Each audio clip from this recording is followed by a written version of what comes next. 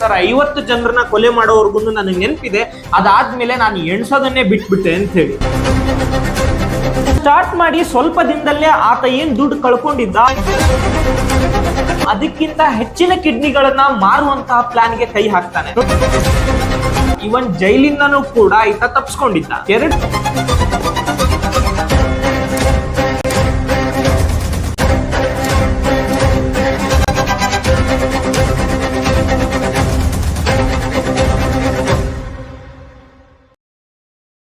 ಈ ದೇವೇಂದ್ರ ಶರ್ಮಾ ಹುಟ್ಟಿದ್ದು ಉತ್ತರ ಪ್ರದೇಶನ ಅಲಿಗರ್ನ ಪುರಾಣಿ ಅನ್ನುವಂತಹ ವಿಲೇಜ್ ನಲ್ಲಿ. ಮಿಡಲ್ ಕ್ಲಾಸ್ ಫ್ಯಾಮಿಲಿನಲ್ಲಿ ಹುಟ್ಟಿದ್ರು ಕೂಡ ಇವನ ಎಜುಕೇಶನ್ ಗೆ ಯಾವುದೇ ತರನಾದಂತಹ ಕೊರತೆನ ಅವ್ರ ತಂದೆ ತಾಯಿ ಮಾಡಿರ್ಲಿಲ್ಲ. ಅಂಡ್ ಅದಕ್ಕೆ ತಕ್ಕಂತೆನೆ ಈ ದೇವೇಂದ್ರ ಶರ್ಮಾನು ಕೂಡ ಸ್ಕೂಲ್ ಟೈಮ್ ನಲ್ಲಿ ತುಂಬಾನೇ ಜಾಣ ಸ್ಟೂಡೆಂಟ್ ಆಗಿದ್ದ. ಆತನ ಹುಟ್ಟೂರ್ನಲ್ಲೇ SSLC ವರ್ಗುನು ಎಜುಕೇಶನ್ ಕಂಪ್ಲೀಟ್ ಮಾಡಿದಂತಹ ಈತ ಸೆಕೆಂಡ್ PUC ಗೋಸ್ಕರ ತನ್ನ ಸಿಸ್ಟರ್ ನ ಊರಾದಂತಹ ಬುಲಂದ್ ಶಹರ್ಗೆ ಶಿಫ್ಟ್ ಆಗ್ತಾನೆ. ಆತ ಅನ್ಕೋತಾನೆ ನಾನೊಬ್ಬ ಆಯುರ್ವೇದಿಕ್ ಡಾಕ್ಟರ್ ಆಗ್ಬೇಕು ಅಂತ ಹೇಳಿ. ಇದೇ ಕನಸನ್ನ ಬೆನ್ನತ್ತಿ ಹೊರಟಂತಹ ಈತ ಬಿಹಾರದ ಪಟ್ನಾಗ್ ಹೋಗಿ ಅಲ್ಲಿ BA-MS ಕೂಡ ಕಂಪ್ಲೀಟ್ ಮಾಡ್ತಾನೆ. ತನ್ನ ಆಯುರ್ವೇದಿಕ್ ಎಜುಕೇಶನ್ ಕಂಪ್ಲೀಟ್ ಆಗಕ್ಕಿಂತ ಒಂದು ವರ್ಷ ಮುಂಚೆನೆ 1982ರಲ್ಲಿ ಈತ ಒಂದು ಹುಡುಗಿನೂ ಕೂಡ ಮದುವೆ ಆಗಿರ್ತಾನೆ. ಯಾವಾಗ ತನ್ನ ಆಯುರ್ವೇದಿಕ್ ಎಜುಕೇಶನ್ ಕಂಪ್ಲೀಟ್ ಆಗುತ್ತೆ ಅವಾಗ ರಾಜಸ್ಥಾನದ ಬಂದಿಕಾವು ಅನ್ನಂತ ಒಂದು ಊರಿಗೆ ಬಂದು ಜನತಾ ಕ್ಲಿನಿಕ್ ಅಂತ ಹೇಳಿ ಒಂದು ಆಯುರ್ವೇದಿಕ್ ಹಾಸ್ಪಿಟಲ್ ಕೂಡ ಈತ ಸ್ಟಾರ್ಟ್ ಮಾಡ್ತಾನೆ. ಈ ಕ್ಲಿನಿಕ್ ಓಪನ್ ಮಾಡಿದ ಮೇಲೆ ಆತ ಒಳ್ಳೆ ಹೆಸರು ಕೂಡ ಮಾಡಿದ್ದ. ಆತನ ಟ್ರೀಟ್ಮೆಂಟ್ ಬಗ್ಗೆ ಜನರಿಗೆ ಒಳ್ಳೆ ಅಭಿಪ್ರಾಯ ಕೂಡ ಇತ್ತು. ನೆಕ್ಸ್ಟ್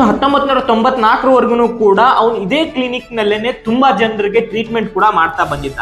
ಸೊ ಈ ಸಂದರ್ಭದಲ್ಲಿ ದುಡಿತಿರುವಂತಹ ದುಡ್ಡು ಸಾಕಾಗದಿರುವಂತಹ ದೇವೇಂದ್ರ ಶರ್ಮಾ ಬೇರೆ ಏನಾದ್ರೂ ಬಿಸ್ನೆಸ್ ಮಾಡಬೇಕು ಅಂತ ಹೇಳಿ ಆತನ ಫ್ರೆಂಡ್ಸ್ ಒಟ್ಟಿಗೆ ಸೇರ್ಕೊಂಡು ಆತ ಸಂಪಾದನೆ ಮಾಡಿರೋಂತ ಎಲ್ಲಾ ದುಡ್ಡನ್ನ ಸೇರಿಸಿ ಒಂದು ಗ್ಯಾಸ್ ಏಜೆನ್ಸಿ ಬಿಸ್ನೆಸ್ ನ ಸ್ಟಾರ್ಟ್ ಮಾಡಕ್ ನೋಡ್ತಾನೆ. ಸುಮಾರು 11 ಲಕ್ಷ ರೂಪಾಯಿ ಇನ್ವೆಸ್ಟ್ ಮಾಡಿದಂತಹ ಈ ಡಾಕ್ಟರ್ಗೆ ಸ್ವಲ್ಪ ದಿನದಲ್ಲೇ ಗೊತ್ತಾಗುತ್ತೆ ಇದೊಂದು ದೊಡ್ಡ ಸ್ಕ್ಯಾಮ್, ನಾನು ಕಟ್ಟಿರುವಂತಹ ದುಡ್ಡನ್ನ ಕಳ್ಕೊಂಡಿದೀನಿ ಅಂತ ಹೇಳಿ. ಈ 11 ಲಕ್ಷದಲ್ಲಿ ಸ್ವಲ್ಪ ಅಮೌಂಟ್ ಆತನ ಸೇವಿಂಗ್ಸ್ ಆಗಿದ್ರೆ ಇನ್ ಸ್ವಲ್ಪ ಅಮೌಂಟ್ ಅನ್ನ ಆತ ಲೋನ್ ಕೂಡ ಮಾಡಿದ್ದ. ಹುಟ್ಟದಾಗಿಂದನೂ ಕೂಡ ದುಡ್ಡಿನ ಬಗ್ಗೆ ವ್ಯಾಮೋಹ ಇಟ್ಕೊಂಡ್ ಬಂದಂತಹ ದೇವೇಂದ್ರ ಶರ್ಮಂಗೆ ಈ ಸ್ಕ್ಯಾಮ್ ನ ತಡ್ಕೊಳ್ಳುವಂತಹ ಶಕ್ತಿ ಇರ್ಲಿಲ್ಲ.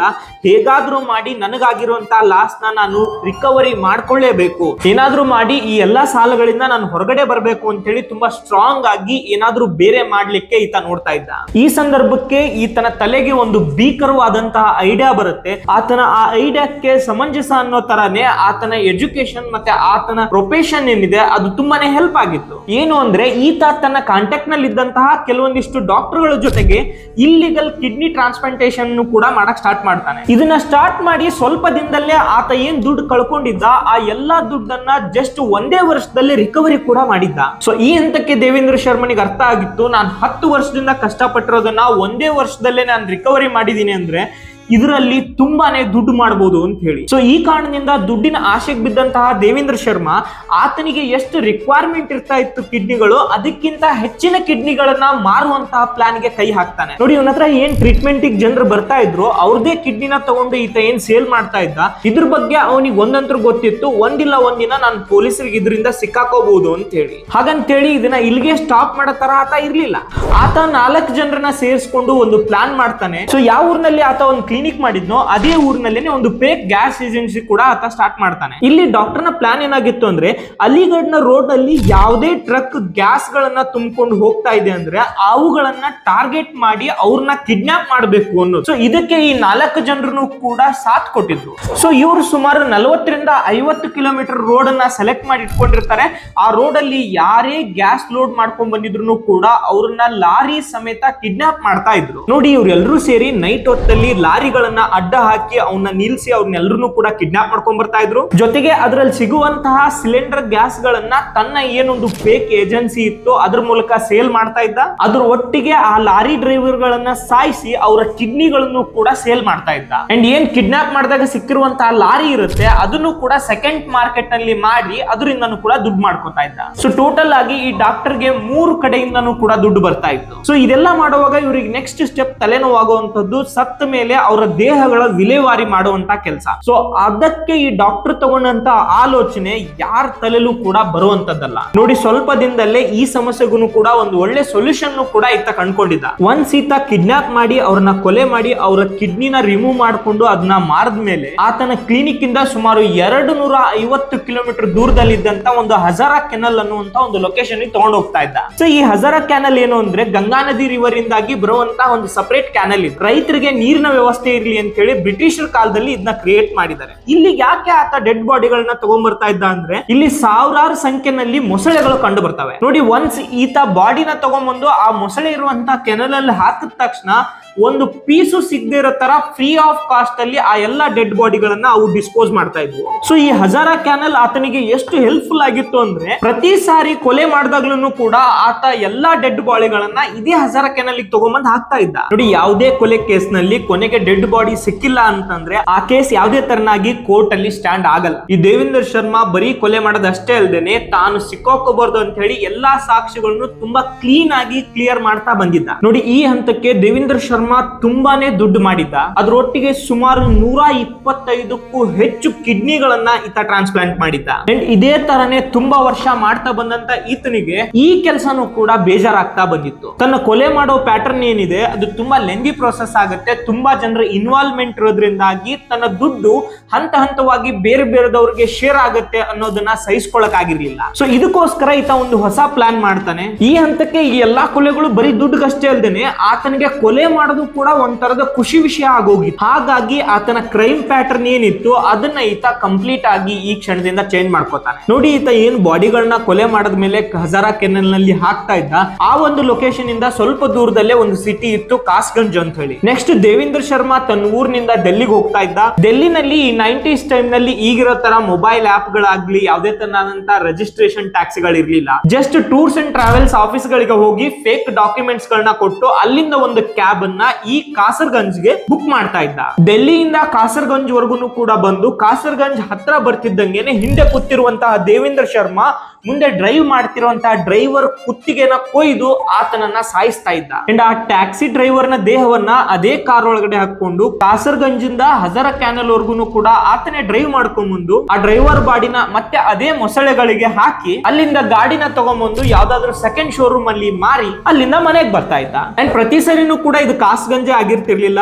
ಆ ಒಂದು ಹಜಾರಾ ಕೆನಲ್ ನ ಸುತ್ತಮುತ್ತ ಯಾವ್ದಾದ್ರು ಸಿಟಿಗಳಿದಾವೆ, ಹಳ್ಳಿಗಳಿದಾವೆ ಅಂದ್ರೆ ಅಲ್ಲಿಗೂ ಕೂಡ ಈತ ಕ್ಯಾಬ್ ಗಳನ್ನ ಬುಕ್ ಮಾಡ್ತಾ ಇದ್ದ. ಆ ಬರುವಂತ ಕ್ಯಾಬ್ ಡ್ರೈವರ್ಸ್ ಗಳನ್ನ ಕೊಲೆ ಮಾಡಿ ಅವರ ಕಾರ್ ಗಳನ್ನ ಸೆಕೆಂಡ್ ಮಾರ್ಕೆಟ್ ಅಲ್ಲಿ ಮಾರಿ ಈತ ದುಡ್ಡು ಮಾಡ್ಕೊಂತ ಇದ್ದ. ಸೊ ಈ ಎಲ್ಲಾ ಕೊಲೆಗಳಿಂದ ಅವನಿಗೆ ಎಷ್ಟು ಖುಷಿ ಇತ್ತು ಅಂದ್ರೆ ಯಾವುದೇ ತರನಾದಂತಹ ಖರ್ಚಿಲ್ಲ, ಯಾರು ಬೇರೆದವರ ಇನ್ವಾಲ್ವ್ಮೆಂಟ್ ಇಲ್ಲ, ಯಾರಿಗೂ ಕೂಡ ಡೆಡ್ ಬಾಡಿಗಳು ಕೂಡ ಸಿಗ್ತಾ ಇಲ್ಲ. ಅಂಡ್ ಜಸ್ಟ್ ಆ ಟೈಮ್ ನಲ್ಲಿ ಕಾರ್ ನ ಅದೇ ಉತ್ತರ ಪ್ರದೇಶನ ಮಾರ್ಕೆಟ್ ನಲ್ಲಿ ಸೇಲ್ ಮಾಡಿ ದುಡ್ಡು ಮಾಡ್ಕೊತಾ ಇದ್ದ. ಸೊ ಹಾಗಾಗಿ ಒಂದಿನ ಬಿಟ್ಟು ಒಂದಿನದಲ್ಲಿ ರೆಗ್ಯುಲರ್ ಆಗಿ ಈ ತರನಾಗಿ ಟ್ಯಾಕ್ಸಿ ಡ್ರೈವರ್ಸ್ ಗಳನ್ನ ಈತ ಸಾಯಿಸ್ತಾ ಬರ್ತಿದ್ದ. ಸೊ ಇದೇ ತರನಾಗಿ ಈತನ ಕೊಲೆಗಳು ಸುಮಾರು 2004 ಕೂಡ ಕಂಟಿನ್ಯೂ ಆಗ್ತಾ ಬರುತ್ತೆ. ಈ ಹಂತಕ್ಕೆ ದೆಹಲಿ ಪೊಲೀಸ್ ಸ್ಟೇಷನ್ ಗೆ ಆಲ್ರೆಡಿ ಮಿಸ್ಸಿಂಗ್ ಕಂಪ್ಲೇಂಟ್ ಗಳು ಕೂಡ ರಿಜಿಸ್ಟರ್ ಆಗ್ತಾ ಇತ್ತು. ಆಲ್ಮೋಸ್ಟ್ ಒಂದೇ ಪ್ಯಾಟರ್ನ್ ಎಲ್ಲರದು ಕೂಡ. ಯಾರ್ಯಾರೆಲ್ಲ ಟ್ಯಾಕ್ಸಿ ತಗೊಂಡು ರೆಂಟ್ ಗೆ ಅಂತ ಹೇಳಿ ಡೆಲ್ಲಿನ ಬಿಟ್ಟು ಹೊರಗಡೆ ಹೋಗಿದ್ರು ಅದರಲ್ಲಿ ಮೋಸ್ಟ್ ಆಫ್ ದ ಪೀಪಲ್ ಯಾರು ಕೂಡ ವಾಪಸ್ ಬಂದಿಲ್ಲ. ಬಂದಿರುವಂತಹ ಕೇಸಸ್ ಗಳು ಕೂಡ ಇದೇ ತರನಾಗಿ ಸೇಮ್ ಪ್ಯಾಟರ್ನ್ ಅಲ್ಲೇ ಮಿಸ್ಸಿಂಗ್ ಆಗಿರುವಂತವು. So most of the cases ನ ಪೊಲೀಸರು ಕಂಪೇರ್ ಮಾಡಿದಾಗ ಅವ್ರಿಗೆ ಗೊತ್ತಾಗುತ್ತೆ ಗಾಡಿನ ಬುಕ್ ಮಾಡಿರುವಂತಹ ವ್ಯಕ್ತಿ ಉತ್ತರ ಪ್ರದೇಶಗೆ ಜಾಸ್ತಿ ಬುಕ್ ಮಾಡಿರೋದು, ಅದ್ರ ಒಟ್ಟಿಗೆ ಹೆಚ್ಚಾನೆಚ್ಚು ಈ ಕಾಸರ್ಗಂಜ್ ಸುತ್ತಮುತ್ತಾನೆ ಬುಕ್ ಮಾಡಿದ್ದಾರೆ ಅನ್ನೋದ್ರ ಬಗ್ಗೆ. ಸೊ ಇದಾದ್ಮೇಲೆ ಪೊಲೀಸರು ಅಲ್ಲಿಂದ ಉತ್ತರ ಪ್ರದೇಶ ಪೊಲೀಸ್ಗೆ ಅಂಡ್ ಕಾಸರ್ಗಂಜ್ ಪೊಲೀಸ್ಗೂ ಕೂಡ ಇದನ್ನ ಇನ್ಫಾರ್ಮ್ ಮಾಡಿರ್ತಾರೆ. ಸೊ ಈ ಎಲ್ಲ ಪೊಲೀಸ್ ಕಮ್ಯುನಿಕೇಶನ್ ಆಗುವಂತಹ ಸಂದರ್ಭದಲ್ಲಿ ಕಾಸರ್ಗಂಜ್ ಪೊಲೀಸ್ ಸ್ಟೇಷನ್ ನಿಂದ ದೆಹಲಿ ಪೊಲೀಸರಿಗೆ ಒಂದು ಮೇಜರ್ ಇಂಪಾರ್ಟೆಂಟ್ ಇನ್ಫಾರ್ಮೇಶನ್ ಅನ್ನೋದು ಸಿಗುತ್ತೆ. ಅದೇನು ಅಂದ್ರೆ ಸ್ವಲ್ಪ ದಿನದ ಹಿಂದೆ ಒಬ್ಬ ಕ್ಯಾಬ್ ಡ್ರೈವರ್ ಕಂಪ್ಲೇಂಟ್ ಮಾಡಿದಾನೆ, ನಾನು ಡೆಲ್ಲಿಯಿಂದ ಒಬ್ಬ ಕಸ್ಟಮರ್ ನ ಕಾಸರ್ಗಂಜ್ಗೆ ರೆಂಟ್ ಬೇಸ್ ಮೇಲೆ ಬುಕ್ ಮಾಡಿದವ್ರನ್ನ ಕರ್ಕೊಂಡ್ ಬರ್ತಾ ಇದ್ದೆ. ಅವ್ರು ಸಡನ್ ಆಗಿ ನನಗೆ ಹಿಂದೆಯಿಂದ ಚಾಕುದಿಂದ ಸಾಯಿಸೋಕ್ ಪ್ರಯತ್ನ ಪಟ್ರು, ನಾನು ಆತನನ್ನ ಹೊಡೆದು ತಪ್ಪಿಸ್ಕೊಂಡ್ ಬಂದಿದ್ದೀನಿ ಅಂತ ಹೇಳಿ ಕಂಪ್ಲೇಂಟ್ ಮಾಡಿದ್ದ. ಸೊ ಆ ಸಂದರ್ಭಕ್ಕೆ ಇವ್ರು ಯಾವ್ದೋ ಒಂದು ರಾಬರಿ ಕೇಸ್ ಇರ್ಬೋದು ಅಂತ ಹೇಳಿ ಅದನ್ನ ಇಗ್ನೋರ್ ಮಾಡಿ ಕಾಸರ್ಗಂಜ್ ಪೊಲೀಸ್ ಹೇಳ್ತಾರೆ ಇನ್ನೂ ಕೂಡ ನಾವು ಅವನ ಬಗ್ಗೆ ಇನ್ವೆಸ್ಟಿಗೇಷನ್ ಮಾಡ್ತಿದೀವಿ ಅಂತ ಹೇಳಿ. ಡೆಲ್ಲಿ ಪೊಲೀಸ್ಗೆ ಈ ಸಂದರ್ಭಕ್ಕೆ ಒಂದು ಕ್ಲಿಯರ್ ಆಗಿತ್ತು, ಆತನನ್ನ ಕರೆದು ಇನ್ವೆಸ್ಟಿಗೇಷನ್ ಮಾಡಿದ್ರೆ ಏನಾದ್ರೂ ಒಂದು ಇಂಪಾರ್ಟೆಂಟ್ ವಿಷಯ ಹೊರಗೆ ಬಂದೇ ಬರುತ್ತೆ ಅಂತ ಹೇಳಿ. ಸೊ ಅವಾಗ ದೇವೇಂದ್ರ ಶರ್ಮನನ್ನ ಹಿಡಿದಂತಹ ಪೊಲೀಸರು ಪೊಲೀಸ್ ಸ್ಟೇಷನ್ ಕರ್ಕೊಂಡು ಹೋಗಿ ಇನ್ವೆಸ್ಟಿಗೇಷನ್ ಮಾಡಿದಾಗ ದೇವೇಂದ್ರ ಶರ್ಮಾ ಈಸಿಲಿ ಎಲ್ಲದನ್ನು ಕೂಡ ಕನ್ಫೆಸ್ ಮಾಡ್ಕೋತಾರೆ. ಪೊಲೀಸರು ಕೇಳ್ತಾರೆ, ಹಾಗಾದ್ರೆ ನೀನ್ ಇಲ್ಲಿ ಇಲ್ಲಿವರೆಗೂ ಎಷ್ಟು ಕೊಲೆ ಮಾಡಿದ್ಯಾ ಅಂತ ಹೇಳಿ ದೇವೇಂದ್ರ ಶರ್ಮಾ ಹೇಳ್ತಾನೆ, ಸರ್ 50 ಜನರನ್ನ ಕೊಲೆ ಮಾಡೋವರೆಗೂ ನನಗೆ ನೆನಪಿದೆ, ಅದಾದ್ಮೇಲೆ ನಾನು ಎಣ್ಸೋದನ್ನೇ ಬಿಟ್ಬಿಟ್ಟೆ ಅಂತ ಹೇಳಿ. ಅವಾಗ ಪೊಲೀಸರು ಕೇಳ್ತಾರೆ, ಓಕೆ ಸತ್ತಿರುವಂತವರ ಬಾಡಿ ಎಲ್ಲಿದೆ ಅಂತ ಹೇಳಿ. ಸೊ ಆತ ಕರ್ಕೊಂಡು ಹೋಗಿ ತೋರಿಸ್ತಾನೆ. ಇವನ್ ಹಜಾರ ಕ್ಯಾನಲ್ ನಲ್ಲಿ ಪೊಲೀಸರು ಅವರ ಕಾರ್ಯಾಚರಣೆ ಕೂಡ ಮಾಡ್ತಾರೆ, ಬಟ್ ಸ್ಟಿಲ್ ಅಲ್ಲಿ ಯಾವುದೇ ತರನಾದಂತಹ ಬಾಡಿಯ ಪೀಸ್ ಗಳು ಕೂಡ ಸಿಗಲ್ಲ. ನೋಡಿ, ಇಷ್ಟು ಜನರನ್ನ ಸಾಯಿಸಿದ್ರು ಕೂಡ ಒಬ್ಬರದು ಕೂಡ ಇಲ್ಲಿ ಬಾಡಿ ಸಿಕ್ಕಿಲ್ಲ. ಸೊ ಹಾಗಾಗಿ ಮೋಸ್ಟ್ ಆಫ್ ದ ಕೇಸ್ ಗಳು ಯಾವ್ದು ಕೂಡ ಇಲ್ಲಿ ಸ್ಟ್ಯಾಂಡ್ ಆಗಲ್ಲ. 2004ರಲ್ಲಿ 7 ಕೇಸ್ಗೆ ಲೈಫ್ ಸೆಂಟೆನ್ಸ್ ಆದ್ರೆ 1 ಕೇಸ್ಗೆ ಡೆತ್ ಸೆಂಟೆನ್ಸ್ ಕೂಡ ಆಗುತ್ತೆ. ಓಕೆ, ಈಗ ನೀವ್ ಅನ್ಕೋಬಹುದು ಅಟ್ಲೀಸ್ಟ್ ಕೊಲೆ ಮಾಡಿದವನ್ ಜೈಲ್ಗೆ ಹೋದ ಅಂತ ಹೇಳಿ. ಆದ್ರೆ ಜೈಲ್ಗೆ ಹೋದ್ಮೇಲೂ ಕೂಡ ಈತನ ಅನಾಚಾರಗಳು ಅಲ್ಲಿಗೆ ನಿಂತ್ಕೊಂಡಿರ್ಲಿಲ್ಲ. ಇವನ್ ಜೈಲಿಂದನೂ ಕೂಡ ಈತ ತಪ್ಪಿಸ್ಕೊಂಡಿದ್ದ. 2020ರಲ್ಲಿ ಈತ 20 ದಿನದ ಪರೋಲ್ ಮೇಲೆ ರಿಲೀಸ್ ಆಗಿರ್ತಾನೆ. ಅದಾದ್ಮೇಲೆ ಮನೆಗ್ ಬಂದು ತನ್ನ 2ನೇ ಹೆಂಡತಿ ಜೊತೆಗೆ ಸಮಯ ಕಳೆತಿದ್ದಂತಹ ಈತ ಅಲ್ಲಿಂದ ನಾಪತ್ತೆ ಆಗಿದ್ದ. 20 ದಿನ ಆದ್ಮೇಲೆ ಬರ್ಬೇಕಾಗಿದ್ದಂತಹ ಈತ ಬರದೇ ಇರೋದನ್ನ ನೋಡಿ ಪೊಲೀಸರು ಈತನ ಮೇಲೆ ಸರ್ಚ್ ವಾರೆಂಟ್ ಹೊಡಿಸಿ ಆತನನ್ನು ಹುಡುಕ್ಲಿಕ್ಕೆ ಸ್ಟಾರ್ಟ್ ಮಾಡ್ತಾರೆ. ಅಲ್ಲಿಂದ ತಪ್ಪಿಸ್ಕೊಂಡಿದ್ದಂತಹ ದೇವೇಂದ್ರ ಶರ್ಮಾ ಅಲ್ಲಿಂದ ಡೆಲ್ಲಿಗೆ ಬಂದು ಅಲ್ಲೊಂದು ರಿಯಲ್ ಎಸ್ಟೇಟ್ ಏಜೆಂಟ್ ಆಗಿನೂ ಕೂಡ ಕೆಲಸ ಮಾಡಕ್ ಸ್ಟಾರ್ಟ್ ಮಾಡ್ತಾನೆ. ಸುಮಾರು 7 ತಿಂಗಳವರೆಗೂ ಕೂಡ ಇವನು ಅದೇ ಕೆಲಸದಲ್ಲಿದ್ದ. ಪೊಲೀಸರಿಗೆ ಇವನು ಹಿಡಿಯಕ್ ಆಗಿರ್ಲಿಲ್ಲ. ಸ್ವಲ್ಪ ದಿನಗಳ ನಂತರ ಪೊಲೀಸರಿಗೆ ಇದ್ರ ಬಗ್ಗೆ ಟಿಪ್ ಸಿಗುತ್ತೆ ಅಂಡ್ ಅಲ್ಲಿಗೆ ಬಂದಂತಹ ಪೊಲೀಸರು ಆತನನ್ನ ಅರೆಸ್ಟ್ ಮಾಡ್ತಾರೆ. ಸೊ ಈತ ಯಾವಾಗ ತಪ್ಪಿಸ್ಕೊಂಡು ಹೋಗಿದ್ನು, ಈತ ಮತ್ತೆ ಇದೇ ತರದ ಪ್ರಯತ್ನಗಳನ್ನ ಮಾಡಬಹುದು ಅಂತ ಹೇಳಿ ಇದಕ್ಕಿಂತನೂ ಟೈಟ್ ಜೈಲಲ್ಲಿ ಈತನ ಹಾಕ್ಬೇಕು ಅಂತ ಹೇಳಿ ಈತನ ತಿಹಾರ್ ಜೈಲಿಗೂ ಕೂಡ ಶಿಫ್ಟ್ ಮಾಡ್ತಾರೆ. ಆದ್ರೆ ಕಾಮಿಡಿ ವಿಷಯ ಏನು ಅಂದ್ರೆ ಆತ ಅಲ್ಲಿಂದನೂ ಕೂಡ ಸೆಕೆಂಡ್ ಟೈಮ್ ತಪ್ಪಿಸ್ಕೊಂಡಿದ್ದ. ನೋಡಿ, ನಮ್ಮ ದೇಶದಲ್ಲಿ ಒಂದು ಕಾನೂನು ಇದೆ, ಯಾರು ಪರೋಲ್ ಮೇಲೆ ಹೋದಾಗ ಅವ್ರು ತಪ್ಪಿಸ್ಕೊಂಡಿರ್ತಾರೆ, ಇನ್ ಕೇಸ್ ಏನಾದ್ರು ಅವ್ರು ಮತ್ತೆ ಸಿಕ್ಕಿದ್ದಾರೆ ಅಂದ್ರೆ ಮತ್ತೊಂದ್ಸರಿ ಅವ್ರನ್ನ ಜೈಲಿಂದ ಯಾವುದೇ ತರನಾದಂತಹ ಪೆರೋಲ್ ಅಪ್ರೂವ್ ಮಾಡಬಾರ್ದು ಅಂತ ಹೇಳಿ. ಆದ್ರೆ ಅದ್ ಹೆಂಗೋ ಗೊತ್ತಿಲ್ಲ, ಇವನಿಗೆ ಮತ್ತೊಂದು ಸರಿ ಪೆರೋಲ್ ಕೂಡ ಸಿಗುತ್ತೆ. 9th ಜೂನ್ 2023ಗೆ ಈ ಸರಿ ಈತನಿಗೆ 2 ತಿಂಗಳು ಪೆರೋಲ್ ಸಿಕ್ಕಿತ್ತು. ನೋಡಿ, ಈ ತರದ ಎಲ್ಲರೂ ಕೂಡ ಮತ್ತೊಂದ್ಸರಿ ಒಂದ್ಸರಿ ಹೋಗಿ ಬಂದ ಮೇಲೆ ಯಾವುದೇ ತರನಾದಂತ ಆಕ್ಷನ್ ಈತನ ಮೇಲೆ ತಗೊಂಡಿರ್ಲಿಲ್ಲ. ಆದ್ರೂ ಕೂಡ ಈತನಿಗೆ ಸೆಕೆಂಡ್ ಟೈಮ್ ಪೆರೋಲ್ ಸಿಕ್ಕಿತ್ತು. ಸೊ ಈ ಪೆರೋಲ್ ಬಗ್ಗೆ ಮಾತಾಡಿದ್ರೆ ಅದು ದಿನ ಪೂರ್ತಿ ಆಗುತ್ತೆ, ಯಾಕಂದ್ರೆ ಎಂತೆಂತ ಕೂಡ ಈ ಪರೋಲ್ ಅನ್ನೋದು ಕೊಟ್ಟಿದ್ದಾರೆ. ಬಟ್ ಈ ಟೈಮ್ ದೇವೇಂದ್ರ ಶರ್ಮಾ ಜೈಲಿಂದ ಹೊರಗಡೆ ಬಂದ ತಕ್ಷಣನೇ ಕಾಣೆಯಾಗಿದ್ದ. ಪೊಲೀಸರು ಈತನನ್ನ ರಾಜಸ್ಥಾನ್, ಉತ್ತರ ಪ್ರದೇಶ, ಆಗ್ರಾ, ಡೆಲ್ಲಿ ಎಲ್ಲಾ ಕಡೆನೂ ಕೂಡ ಸರ್ಚ್ ಮಾಡ್ತಾರೆ. ಬಟ್ ಎಲ್ಲೂ ಕೂಡ ಆತನ ಬಗ್ಗೆ ಒಂದು ಸಣ್ಣ ಸುಳಿವು ಕೂಡ ಸಿಗ್ತಾ ಇರಲ್ಲ. ಈ ಟೈಮ್ಗೆ ದೇವೇಂದ್ರ ಶರ್ಮನ ಹುಡುಕಕ್ ಸ್ಟಾರ್ಟ್ ಮಾಡಿ 2 ವರ್ಷ ಆಗಿತ್ತು. ಇವನ್ ಅವನ್ ಹೆಂಡತಿ ಮೊಬೈಲ್ ಕೂಡ ಟ್ಯಾಪ್ ಮಾಡಿದ್ರು ಯಾವುದೇ ತರನಾದಂತ ಯೂಸ್ ಆಗಿರ್ಲಿಲ್ಲ.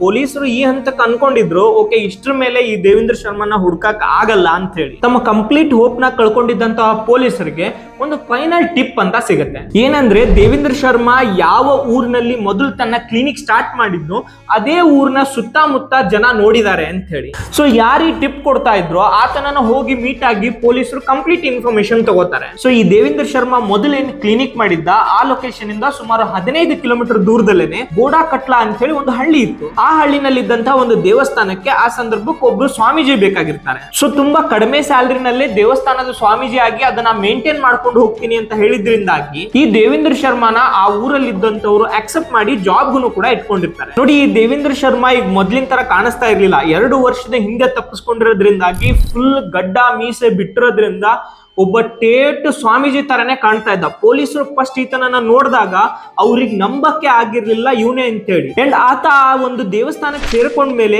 ಅಲ್ಲಿ CCTV ಕ್ಯಾಮ್ರಾಗಳನ್ನ ಹಾಕ್ಸಿದ್ದ, ಸ್ಪೀಕರ್ ಹಾಕ್ಸಿದ್ದ, ಅದ್ರ ಒಟ್ಟಿಗೆ ಬರುವಂತ ಜನರಿಗೆ ತನ್ನ ಆಯುರ್ವೇದಿಕ್ ಮೆಡಿಸಿನ್ಸ್ ಗಳನ್ನು ಕೂಡ ಕೊಡ್ತಾ ಇದ್ದ. ಸೊ ಹಾಗಾಗಿ ಯಾವಾಗ್ಲೂ ಕೂಡ ಆತನೊಟ್ಟಿಗೆ ಆ ದೇವಸ್ಥಾನಕ್ಕೆ ಬರುವಂತ ಭಕ್ತರು ಇರ್ತಾನೆ ಇದ್ರು. ಈತ ಎಷ್ಟು ಮಟ್ಟಿಗೆ ಫೇಮಸ್ ಆಗಿದ್ದ ಅಂದ್ರೆ ಅಲ್ಲಿನ ಲೋಕಲ್ ರಾಜಕಾರಣಿಗಳು ಕೂಡ ಆತನ ಹತ್ರ ಬಂದು ಟ್ರೀಟ್ಮೆಂಟ್ ತಗೋತಾ ಇದ್ರು. ಸೊ ಈ ಹಂತಕ್ಕೆ ಆತನನ್ನ ಹೋಗಿ ಅರೆಸ್ಟ್ ಮಾಡೋದು ಕೂಡ ಪೊಲೀಸರಿಗೆ ಸ್ವಲ್ಪ ಕಷ್ಟದ ಕೆಲಸನೇ ಆಗಿತ್ತು. ಈತ ತನ್ನ ಹೆಸರನ್ನ ಸಂತ ದಯಾರಾಜ್ ಮಹಾರಾಜ್ ಅಂತ ಇಟ್ಕೊಂಡು ಅಲ್ಲಿ ಕೀರ್ತನೆಗಳನ್ನು ಕೂಡ ಮಾಡಕ್ ಸ್ಟಾರ್ಟ್ ಮಾಡಿದ್ದ. ಸೊ ನೋಡಿ, ಮನುಷ್ಯನಲ್ಲಿ ಏನೇ ಚೇಂಜಸ್ ಆದ್ರೂ ಕೂಡ ಆತನ ಮೂಗು ಮತ್ತೆ ಆತನ ಕಣ್ಣು ಇರುತ್ತಲ್ವಾ, ಅದು ಎಷ್ಟೇ ವಯಸ್ಸಾದ್ರೂ ಕೂಡ ಚೇಂಜಸ್ ಆಗಲ್ಲ. ಸೊ ಹಾಗಾಗಿ ಪೊಲೀಸರು ಏನ್ ಮಾಡ್ತಾರೆ, ಈ ಒಂದು ಸ್ವಾಮೀಜಿಯ ಫೋಟೋಗಳನ್ನ ತಗೊಳ್ಳೋದ್ರೊಟ್ಟಿಗೆ ಆತನ ಹಳೆ ಫೋಟೋಗಳನ್ನ ಮ್ಯಾಚ್ ಮಾಡಿ ನೋಡ್ತಾರೆ. ಸೊ ಅವಾಗ ಅವ್ರ ರಿಪೋರ್ಟ್ ಅಲ್ಲಿ ಬರುತ್ತೆ 100% ಎರಡೂ ಕೂಡ ಒಬ್ಬಂದೇ ಫೋಟೋ ಅಂತ ಹೇಳಿ. ಸೊ ಅವಾಗ ಪೊಲೀಸರು ಮತ್ತೊಮ್ಮೆ ಆ ದೇವಸ್ಥಾನಕ್ಕೆ ಬಂದು ಈ ಸ್ವಾಮೀಜಿನ ಅಲ್ಲಿ ಅರೆಸ್ಟ್ ಮಾಡ್ತಾರೆ. ಸೊ ಇದನ್ನ ಕೇಳದಂತ ಜನರಿಗೂ ಕೂಡ ಶಾಕ್ ಆಗಿತ್ತು, ಇವನೇನ ಅವನು ಅಂತ ಹೇಳಿ. ಅವಾಗ ಪೊಲೀಸರಿಗೆ ಇನ್ನೂ ವಿಷಯಗಳು ಗೊತ್ತಾಗುತ್ತೆ. ಈತ ನೋಡಿ ಗ್ರಾಮ ಪಂಚಾಯತಿನಲ್ಲಿ ಅಲ್ಲೊಂದು ಓಲ್ಡ್ ಏಜ್ ಹೋಮ್ ಕಟ್ಟಬೇಕು ಅಂತ ಹೇಳಿ ಅದಕ್ಕೂ ಕೂಡ ಪರ್ಮಿಷನ್ ತಗೊಂಡಿದ್ದ. ಅಂಡ್ ಸುತ್ತಮುತ್ತ ಯಾರೇ ಓಡಾಡೋದನ್ನು ಕೂಡ ಗೊತ್ತಾಗೋ ತರ ಒಳಗೆ CCTV ಕ್ಯಾಮ್ರಾಗಳನ್ನ ಇನ್ಸ್ಟಾಲ್ ಮಾಡಿ ತಾನೇನ್ ಇರ್ತಾ ಇದ್ದ ಆ ಕೊಠಡಿಗೆ ಕನೆಕ್ಷನ್ ಇಟ್ಕೊಂಡಿದ್ದ. ಸೊ ಕೊನೆಗೂ 50ಕ್ಕೂ ಹೆಚ್ಚು ಕೊಲೆ ಮಾಡಿದಂತಹ ಈ ಕೊಲೆಗಾರ ಈಗ ಜೈಲಲ್ಲಿ ಕಂಬಿ ಎಣಿಸ್ತಿದ್ದಾನೆ. ಸೊ ಇದರಿಂದ ಒಂದರ್ಥ ಆಗುತ್ತೆ, ನಮ್ಮ ಕಾನೂನು ವ್ಯವಸ್ಥೆ ಎಷ್ಟು ಎಷ್ಟು ವೀಕ್ ಆಗಿದೆ ಅನ್ನೋದ್ರ ಬಗ್ಗೆ. ನೋಡಿ, ಒಬ್ಬ ಇಷ್ಟೊಂದು ಕೊಲೆ ಮಾಡಿದಾನೆ, ಒಬ್ಬ ಸೀರಿಯಲ್ ಕಿಲ್ಲರ್ ಆತ, ಆದ್ರೂ ಕೂಡ ಆತನಿಗೆ ಎರಡೆರಡು ಬಾರಿ ಆತನಿಗೆ ಪರೋಲ್ ಕೂಡ ಸಿಗ್ತಾ ಇದೆ. ಅಂಡ್ ಇದ್ರೊಟ್ಟಿಗೆ ಇವನ್ ಜೈಲ್ಗೆ ಹೋದ್ಮೇಲೆ ಅವ್ರು ಶಿಕ್ಷೆ ಅನುಭವಿಸ್ತಾರೆ ಅನ್ನೋದಕ್ಕೂ ಕೂಡ ಯಾವುದೇ ಗ್ಯಾರಂಟಿ ಇಲ್ಲ. ನೀವು ನಮ್ಮ ಲಾಸ್ಟ್ ವಿಡಿಯೋ ನೋಡಿದ್ರೆ ನಿಮ್ಗೆ ಗೊತ್ತಾಗುತ್ತೆ ಜೈಲಲ್ಲಿ ಯಾವ ರೀತಿ ಆದಂತಹ ಲಕ್ಸುರಿಯಸ್ ಆಗಿ ಲೈಫ್ ನ ಲೀಡ್ ಮಾಡ್ತಾರೆ ಈ ಕೊಲೆಗಡಕರು ಅಂತ ಹೇಳಿ. ಸೊ ಕ್ರಿಮಿನಲ್ಸ್ ಕೂಡ ಪ್ರತಿ ಟೈಮ್ ಅನ್ಕೊಂತಾ ಇರ್ತಾರೆ ಯಾವ ಈ ತರದ ಲೂಪ್ ಹೋಲ್ ನ ಯೂಸ್ ಮಾಡ್ಕೊಂಡು ನಾನು ಮತ್ತೆ ಸೊಸೈಟಿ ಒಳಗಡೆ ಹೋಗಿ ಕ್ರೈಮ್ ನ ಮಾಡ್ಲಿ ಅಂತ ಹೇಳಿ. ಸೊ ಹಾಗಾಗಿನೇ ಜೈಲುಗಳನ್ನ ಬದಲಾವಣೆಯ ಜಾಗ ಅನ್ನೋದಕ್ಕಿಂತ ಹೆಚ್ಚಾಗಿ ಕ್ರೈಮ್ ಮಾಡೋದನ್ನ ಕಲ್ಕೊಳ್ಳುವಂತ ಯೂನಿವರ್ಸಿಟಿ ಅಂತ ಕರೀತಿದ್ದಾರೆ. ನೋಡಿ, ಡಾಕ್ಟರ್ನ ನಾವು ದೇವರು ಅಂತ ಅನ್ಕೋತೀವಿ, ಆದ್ರೆ ಈ ಡಾಕ್ಟರ್ ಇಂದಾಗಿ ಎಷ್ಟೋ ಕುಟುಂಬಗಳು ಬೀದಿಗೆ ಬಂದಿದ್ವು. ನನಗನ್ಸುತ್ತೆ ನಮ್ಮ ಕಾನೂನು ವ್ಯವಸ್ಥೆನಲ್ಲಿ ಇನ್ನೂ ಕೆಲವೊಂದಿಷ್ಟುಗಳು ತುಂಬಾನೇ ಸ್ಟ್ರಿಕ್ಟ್ ರೂಲ್ಸ್ ಅಂತ ಬರಬೇಕು ಈ ಬೇಲ್ಗೆ ಸಂಬಂಧಪಟ್ಟಂಗೆ, ಮತ್ತೆ ಜೈಲು ಒಳಗಿನ ಶಿಕ್ಷೆಗೆ ಸಂಬಂಧಪಟ್ಟಂಗೆ, ಹಾಗೇನೆ ಈ ತರದ ಪರೋಲ್ಗೆ ಸಂಬಂಧಪಟ್ಟಂಗೆ ಅಂತ ಹೇಳಿ. ಸೊ ಇಷ್ಟ ಹೇಳಿ ಇವತ್ತಿನ ವಿಡಿಯೋನ ಇಲ್ಲಿಗೆ ಎಂಡ್ ಮಾಡೋಣ. ನಿಮ್ಗೆ ಈ ವಿಷಯ ಇಷ್ಟ ಆಗಿತ್ತು ಅಂದ್ರೆ ನಮ್ಮ ಚಾನೆಲ್ ನ ಸಬ್ಸ್ಕ್ರೈಬ್ ಮಾಡ್ಕೊಳ್ಳಿ. ಇದೇ ತರದ ಬೇರೆ ಬೇರೆ ವಿಡಿಯೋಗಳೊಟ್ಟಿಗೆ ನಿಮ್ ಮುಂದೆ ಬರ್ತೀವಿ. Thank you so much. Bye.